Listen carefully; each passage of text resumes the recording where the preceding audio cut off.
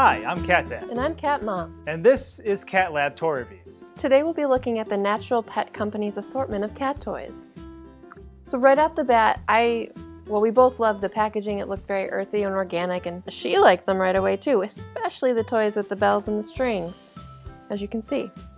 So this kit in particular comes with 7 different toys, and all of them feature feathers. Now, of course, feathers entice cats very easily. However, there are some favorites in the box that we'll definitely go over. And we'll go over all of them, but we'll start with the ones she sought out first. So starting off, the ones that she really enjoyed were, of course, the ones attached to strings that have bells on them. Now, of course, the thing she was going after was actually the bell on the string. She seemed actually more interested in the string itself than the actual toy on the end of it. And as you I don't know if you can see, but we just got our first wear and tear mark after only a few minutes of play. So they're not really, the strings are actually pretty easily broken. It looks like the strings are very easily broken. We had played with her before, and oh wow, this one too. Interesting. So be mindful that the strings are not very durable. And supervised play. I don't know if our cat just has razor sharp teeth. Well, she sharpened them on the wire from the butterfly toy. But so be extra careful with the strings and make sure you're supervising your cat when you're playing with it. Obviously, this is something you can't just adhere to a window like the fishy toy we covered in a different episode.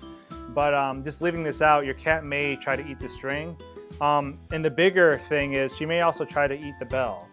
The bell is big enough so she probably won't, but she's been trying, our cat in particular has been trying to, just munch on the bell as much as possible. And that's her main appeal. Her poor teeth.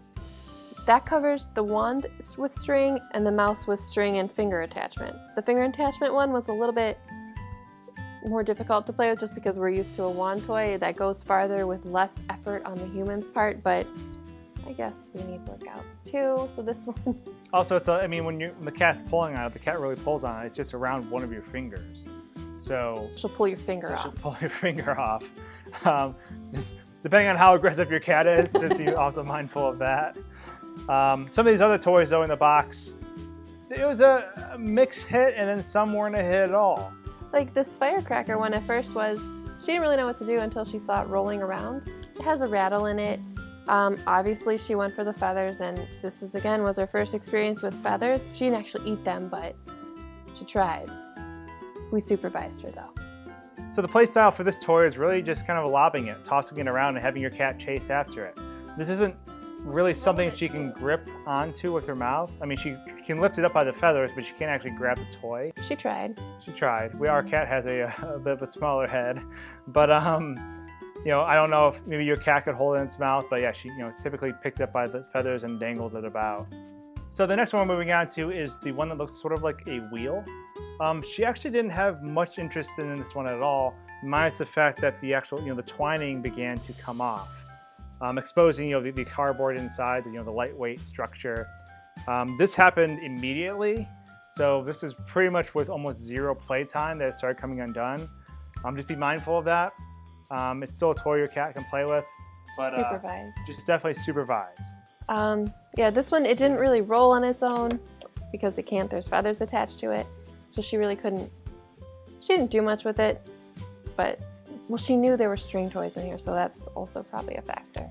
And then kind of moving along, we have the Golden Snitch. The Golden Snitch, which she didn't even bother trying to catch. This is probably the one toy she showed the least amount of interest in. Yeah, she's not a seeker. She's definitely not a seeker, yeah. Even when we put this on top of like a box and stuff to try to entice her, she was interested for a little bit, but then she just lost interest in it. Even when we tossed it around, she didn't really chase after it. So this toy wasn't really a hit for us. It doesn't have a rattle or anything inside of it.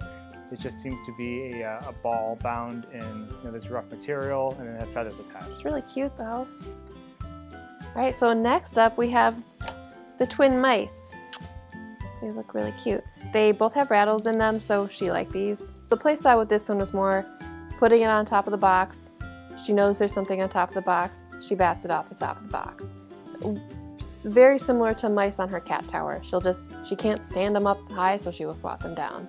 In addition to swatting this toy off high places, I would also drag it around and hide it behind me, and she can't stand it when something's not in her view, so she would chase after it, find it, and that was the end of that game.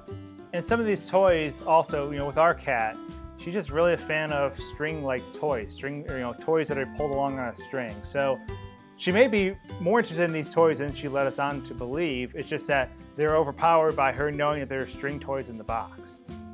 So in general, this is actually a pretty good value. You get 7 toys in the box. There's a lot of, obviously you can see she's trying to get into the box repeatedly.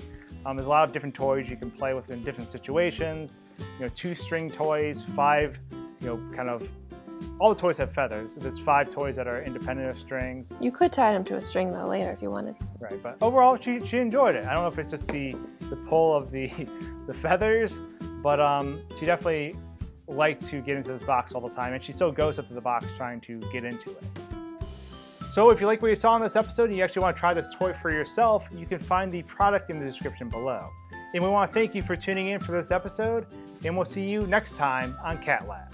And let us know how your cat likes the toy. Send us pictures, videos, whatever. You can find us on Instagram and Twitter at Cat Lab Toys. That's all from Meow. See you next time. Cheers.